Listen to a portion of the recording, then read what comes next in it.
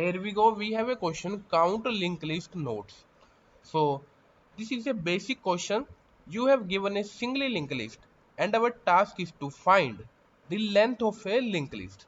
So the description is very clear and this is a question that everyone does when they are in a practice phase.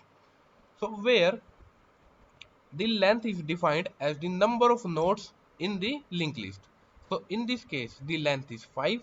In this case, the length is 7. So that's how we have to solve this question.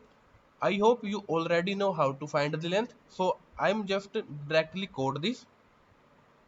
So what I will do is I will first create a current. Initially it is pointing to head while current is not null and current is pointing to a node which is not null.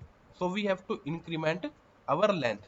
So let me say n plus plus, then current will jump to the next node. At the end just return the n. So let's give it a try and let's talk about time and space complexity. In this case, the time complexity is order of n and space complexity is constant.